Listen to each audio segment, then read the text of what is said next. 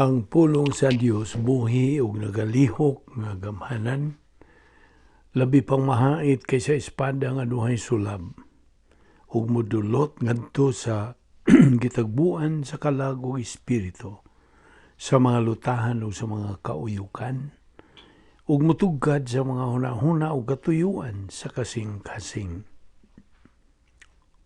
All Scripture is God-breathed and is profitable for doctrine, for reproof, for correction, for instruction in righteousness, that the man of God might be mature, thoroughly equipped unto all good works. It is our custom to pause before we study the Word of God to have a few moments of silent prayer, to be sure that we are all in the same frequency with regard to the ground rules. Ug busa, we have to make sure that we are controlled by God the Holy Spirit. So, karon mag-ampo kita sa hilom in recognition of your privacy. Tinago nimong panimuyo since you are a priest as a believer. You have the option of rebound, the opportunity to shift gears, and to pull yourselves together in the study of the Word of God. Therefore, let us pray.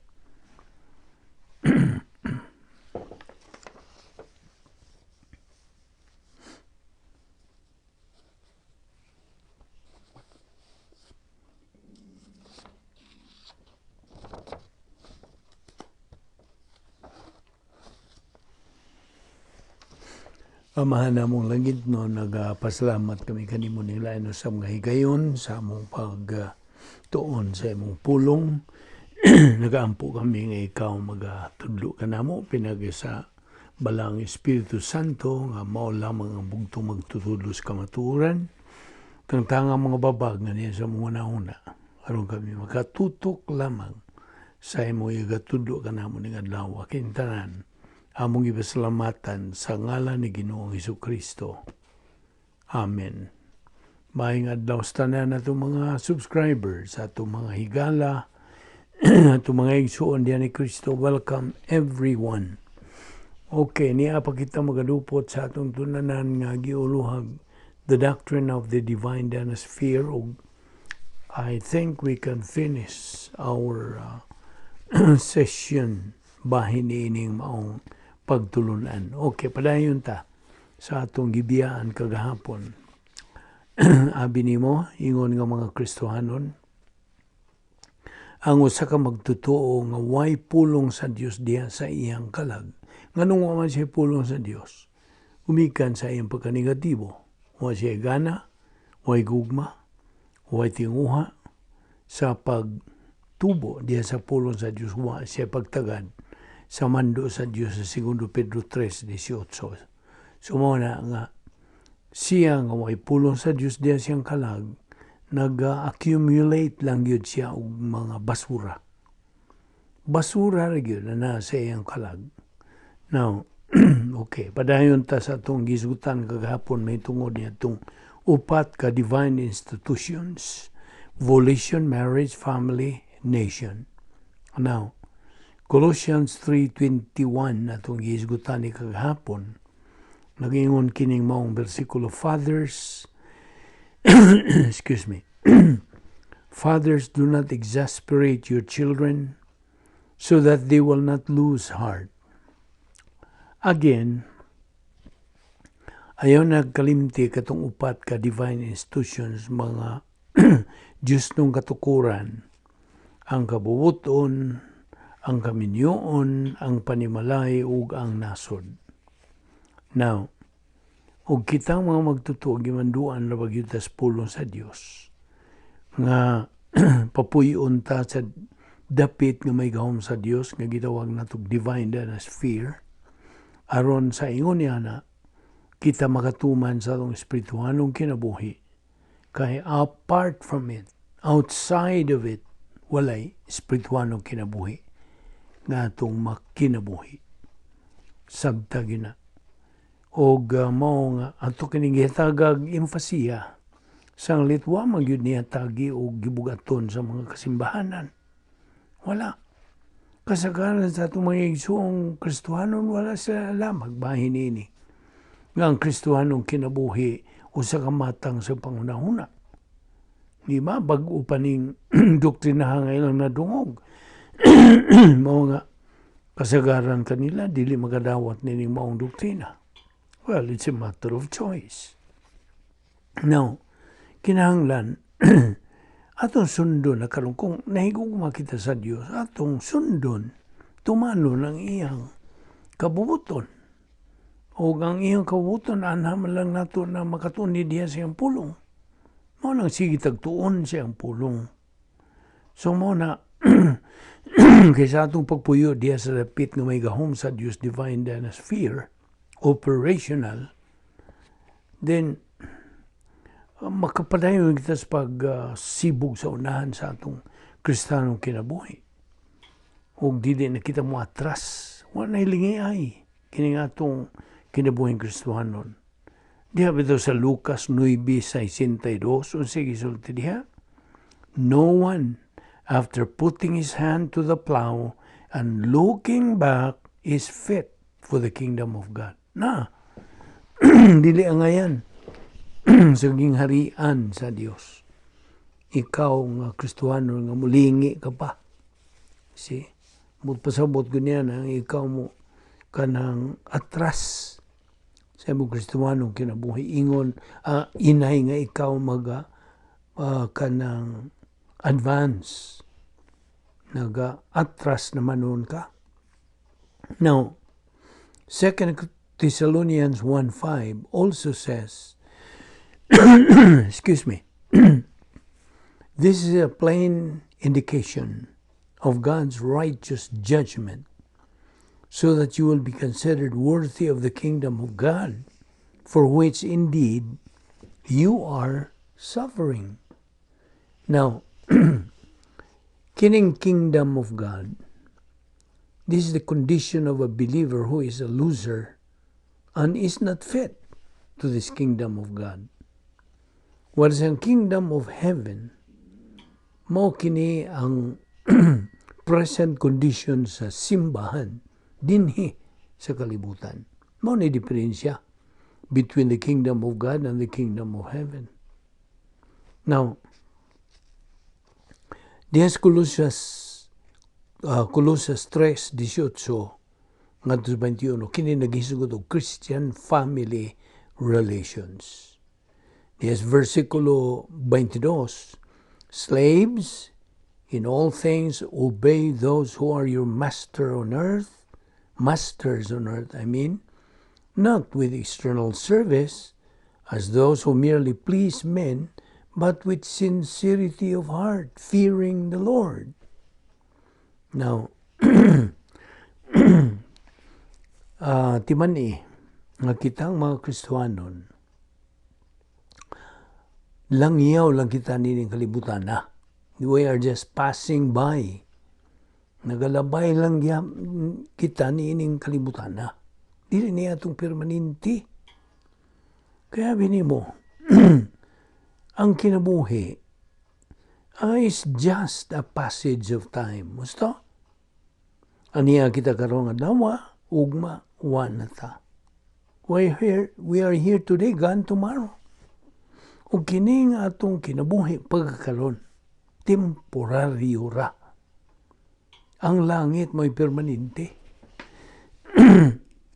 Kita mga sojourners, gitawag ta sa in English, mga travelers ni ining kalibutan na.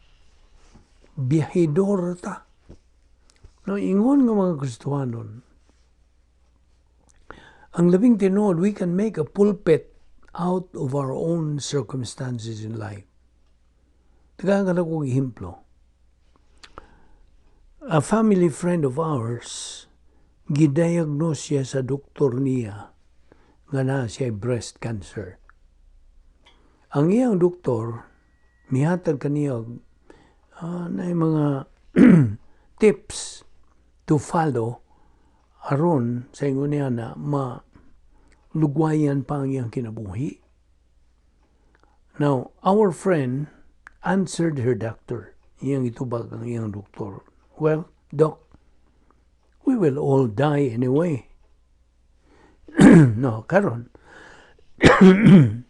ang doktor, nangutan na siya sa atong family friend. Can you introduce me to your mom? Nga naman, Doc. Tungod kay I want to ask your mom, how did she train you? Etc. Yan na mo na. Di man nga kitang mga magtutuo, by the way, do not ay duha ka commissions bestowed by the Holy Spirit. That of an ambassador and that of a priest. So duha na ka commissions. Colossians 3:23 says, or verse 24, look sulanta. Verse 24 says, knowing that from the Lord you will receive the reward of the inheritance. It is the Lord Christ whom you serve. Now, whatever we do in life, bisag unsa, atong ginabuhat sa kinabuhi, kinahanglan atong buhaton ka na as unto the Lord. Kaya kita kung mga totoo are on full-time Christian service. Bantay ka ba niya na? Full-time mga itong pag-alagan sa Diyos. Philippians 2:13-14 says, for it is God who is at work in you, both to will and to work for His good pleasure. Balik tas Colossus 3:23. Whatsoever ye do, work heartily as unto the Lord and not unto men. Verse 24, knowing that from the Lord ye shall receive the recompense of the inheritance. Ye serve the Lord Christ. Verse 25, for he that doeth wrong shall receive again for the wrong that he hath done. And there is no respect of persons. Now, timan-an yun nato kanunay nga ang Kristohanong paagis pagkinabuhi, dili kini kasagarang paagis pagkinabuhi. Og tungod niya na, kini nanginahanglan usab og dili kasagarang paagis sa pagtuman. Our Christian life needs spiritual dynamics. Unsaon man? By advancing in our Christian life. Pinagi sa adlaw nato ang pagtuon sa pulong sa Dios. Verse 24. Kitang mga magtutuo gimanduan to serve the Lord Christ. Ang Lord Kurios. Ang iyang ngalan nga Christ mao kini ang pagka-Dios ni Ginoong Jesucristo. Philippians 2:13, for it is God who is at work in you, both to will and to work for His good pleasure. Verse 14, do all things without murmurings and questionings. Na, why pagpagulbol o why pag-unsa? Reklamo man tingalin naton atong hubaron. No questionings and murmurings. Now, aron kita makalikay gud ni mga complainings, mga murmurings, etc., we need the proper legitimate motivation. Kinahanglan husto tukma nga pagdasig sa atong kaugalingon. Una-una si Ginoong Jesucristo as our chief motivator. Siya ang nagadasig, nagunang magdadasig ka na to. Concentrate on Him. Saturate your mind with Bible doctrine. Look pa ka ng imong huna-huna sa pulong sa Diyos nga gitawag na to post-salvation epistemological rehabilitation. Renovate your mind. Usba, baguha ka na imong huna-huna. Uban sa huna-huna ni Kristo, 1 Corinthians 2:16. Ug kita mga magtuto, must reside diya sa operational divine Dynasphere in fellowship with the Holy Spirit, fulfilling the protocol plan of God. Gamita, katong na po ka mga paagis pagsulbad sa mga suliran. God's 10 problem-solving devices. Kaya ingon nga mga magtotoo, we should relate our life. So diha sa power sphere, operational divine Dynasphere, to be able to execute the spiritual life. Dili lagi kita makatuman sa espirituanong kinabuhi gawas diha sa dapit nga may gahom sa Dios. Now, by the way, ang matag higayon nga kita muhimo mga sayop, dili maayo, kana mga dautan nga mga desisyon, then kita ra gyud ang manubang sa resulta niya na. Gusto? Now, kining butang nahug manggod ni sa balaod sa tulubagon sa kabubuton, the law of volitional responsibility.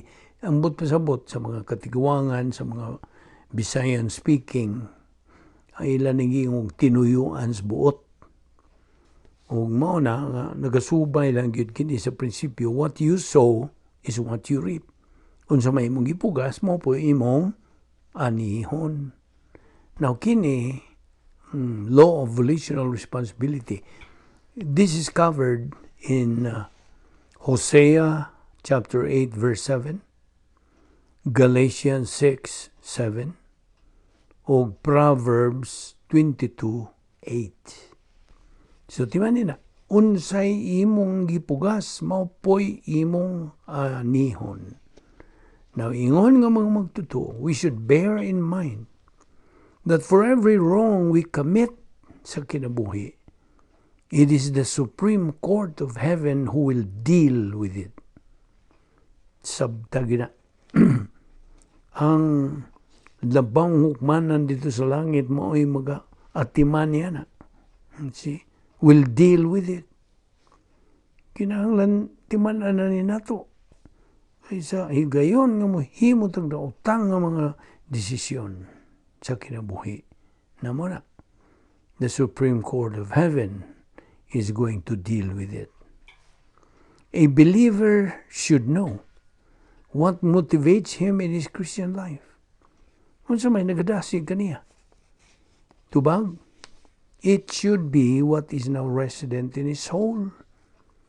What is that thing that is resident in his soul? Bible doctrine. Pulong sa Diyos. It is Bible doctrine circulating, nagatuyok-tuyok, nagalibot-libot na diha sa iyang panimuot. Circulating the stream of the believer's consciousness. Kaya matagunauna sa magtutuo, every believer's mind is supposed to be saturated with the mind of Christ. 1 Corinthians 2:16. There should be inculcation. Pinagi sa adlaw-adlaw nga pagtuon sa pulong sa Dios. By studying God's Word, by repetition. Balik-balik, subli-subli. Kaya inculcation is intended to be executed in the believer's life. So the believer will not forget it anymore. Mao ang ginatuyo. Nga itong gibalik-balik, isubli-subli. Antod nga ang uban, pulaan na sila. Well, it's a matter of choice lagi. Kaya ang tuyo lagi sa inculcation, pag silsil sa doktrina nga ni sa atong kalag, mao na niya atong kinabuhi, ingon nga mga magtutuo. Aron di nagyud nato makalimtan, mahimo na ng second nature sa atong kinabuhi. Sabot ka? Hinumdumi nga kita mga magtutuo, we are in full-time Christian service. Full-time. Matagutling sa atong kinabuhi, mao ka na nga atong Kristoanong pag-alagad. So we should live this supernatural way of life, moment by moment. Matagutlo. What do we mean here is the unique spiritual life beyond gnosis, the pleroma stage, spiritual maturity. Mao ni nga atong tumong, atong kabuton. Colossians 3:24, remember this verse. Knowing that from the Lord you will receive the reward of the inheritance. It is the Lord Christ whom you serve. Yes, si Ginoo Kristo. Mo'y atong gialagaran sa kanang tibuok. It is the Lord Jesus Christ that we fully serve. Verse 25, that's following the law of volitional responsibility. Tinuyuan sa buot. Now what's this? Timan ini. Make God's word real in your life. Aron sa ingon niya si Kristo mahimong tinuod diya sa mong kinabuhi. Mora na pagi nga mahimong tinuod si Kristo sa atong kinabuhi sa diha nga unsa atong tun-an ng iyang pulong kay mao man kini ang protocol the process to make Christ real to our life is to study and saturate our mind with the Word of God. Now, of course, a believer has to apply Operation PTA. A believer has to be in the right place, at the right time, with the right attitude. Nag-iingon na itong Operation PTA. Tungod kay ingon nga mga magtotoo, we are supposed to live in the light of eternity. To live as if today is our last day on earth. Sabtag na. When we live with that attitude, kung kanang baton kita pagtagad nga ingon niya na, then we are already living the unique spiritual life. Nakahibaw ka ba? Again, let us remember the Christian way of life is a supernatural way of life. And as such, it requires a supernatural way of execution. Ug ang spiritual way of execution is through the faith rest life. Pag kinabuhi, kini nga may pagtuo nga nagdalaw pahulay. Now, of course, muhimo itong mga desisyon na alaw, di gani kaya matagutlo sa tibukadlaw decisions from the morning until evening. Ug ang mga desisyon, bililhon kini sa itong kinabuhi. But only good decisions made inside the area of strength give us good and favorable things. Moray atong mabuhat nga husto, tukma, maayo, kahimutan sa Dios kung tuata mohimo niya ng maong desisyon sa sulod sa atong operational divine Dynasphere. Kasabot ka? Every time we make decisions, we should make them inside the area of strength. Muna, area of strength kining operational divine Dynasphere. O dili dito sa area of weakness. Unsa man, ang area of weakness, cosmic. Cosmic Dynasphere 1, arrogance complex. Cosmic Dynasphere 2, hatred complex. Kung tuwa gani ka magpuyo dito, siguro ang imong mga desisyong himuon, mga sayop, dautan, dili mayo. So, only in the area of strength, we believers can make good decisions. Now, once we make the wrong decisions, options are then closed. Kasabot ka na ito? Sa diha nga mohimo kag sayop ng mga desisyon, ang imong kapilian wala, sirado na. Wala kay kapilian. Options are closed. Sabtagi na. So, Colossians 3:23 again, whatever you do, do your work heartily, as for the Lord, rather than for men. Verse 24, knowing that from the Lord you will receive the reward of the inheritance. It is the Lord Christ whom you serve. Verse 25, for he who does wrong will receive the consequences of the wrong which he has done, and that without partiality. Inumdumi itong prinsipyo. Man is a product of his own decision. What you sow is what you reap. That is under the law of volitional responsibility. If you sow the wind, you're gonna reap the whirlwind. Kung bahin na sa kalwasan, ang issue dili sala. Di man niya, ha? The issue is not sin, it is who? Christ. Mao na ang matuod nga issue sa kaluwasan. Si Kristo, dili ang imong mga sala. Now here's a big question. What do you think of Christ? Unsa may mga nauna ni Ginoong Kristo?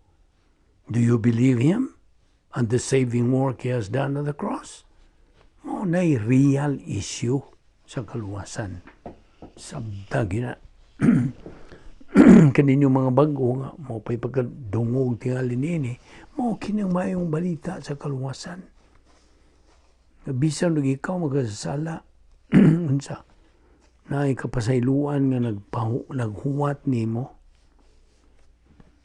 grasya ka na. Mo na. That is the issue. Now, Colossians 3:24 again. It is the Lord whom we serve. He rewards those who deserve as their inheritance. That's following the law of volitional responsibility. Kung sa ito'y definitions Christian way of life, balik na puta. It is a supernatural way of life, and as such, it requires a supernatural way of execution. Kinahanglan ninumduman na pud nato that in this world, duha ra gyud ka klaseng mga tao. Dili kay bahay ug laki, dili. Believers and unbelievers. Susihiyay mo kaugalingon kung believer ka na ba? Kay kung wa ka pa magadawas kaluwasan, you are an unbeliever. Unya, duha pod ka klaseng mga magtotoo, losers and winners. Yeah, there are also two kinds of unbelievers.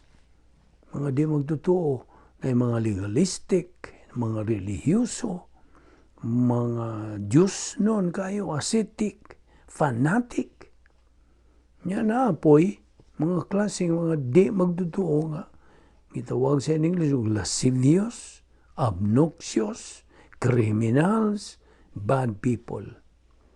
Now, review raman daan naman mga sinugdanan naman pagtulunan.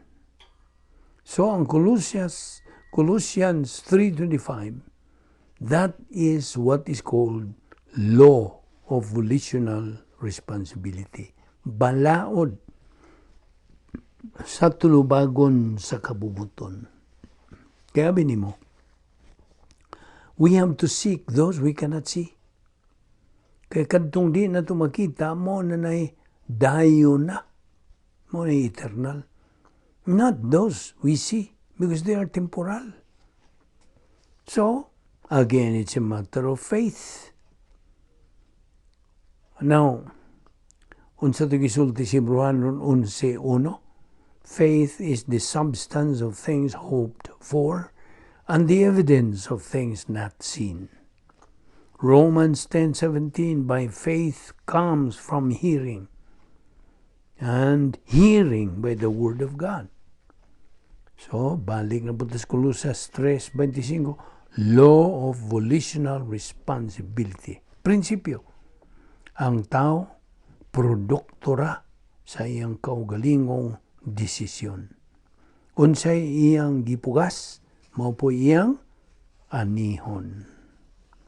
So, kung ikaw negatibo, gihapon, wa kay gana, wa kay gugma, wa kay tinguha, wa kay paggahin o panahon sa pagtuon sa pulong sa Diyos, then mao kini ang mudangat kanimo. Self-caused misery, kasakitan, self-imposed misery, voluntarily assumed. Self-induced misery, willfully acquired.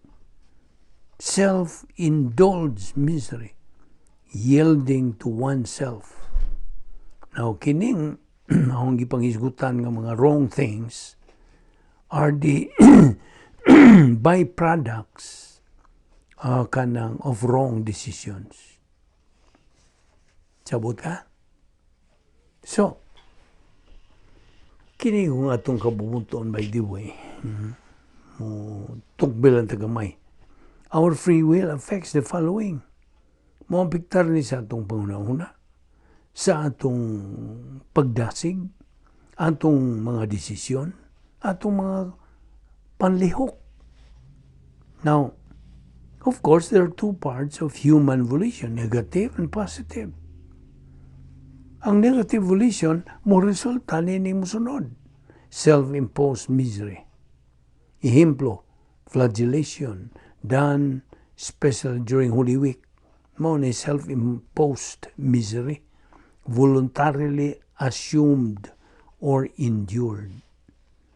Negative volition ang hinungdan ini.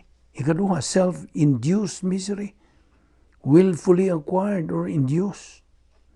Ang ikatulo, self-indulged misery, yielding to the desires of excessive. Now, aron makalikay ka nini mga negatibo nga mga resulta, ikaw kung magtutuo ka, you are exhorted to utilize God's 10 problem-solving devices. Na balik na punta na. Kaya binimo, ang pulong sa Diyos should not only be inside the church. Kinahanglan kini imong masinati sa kinabuhi on a moment-by-moment experience. Ang pulong sa Diyos, we should bear in mind, is truth, kamaturan. Sa Hebreanon, gitawag kinig kakma. Sa Grigo, gitawag kinig aletheia. O sa in English, gitawag kinig nilang truth, kamaturan sa Bisaya. What does John 8:32 say? Kung sa may isulti diha, you shall know the truth, and the truth shall make you unsa free. Na? So di ay kung ikaw ay pulong sa Diyos, huwag kay kamaturan, you are not free. Dili ka gawas nun. You are in bondage. Ginapos ka sa imong mga transgressions, iniquities, mga kasalanan, you see, mga kasaypanan. So always remember this verse from now on. Colossians 3:25, we reap what we sow. We are a product of our own decision. You see? Kung dinhi matapos kiniadtong pagtuon sa the doctrine of divine Dynasphere.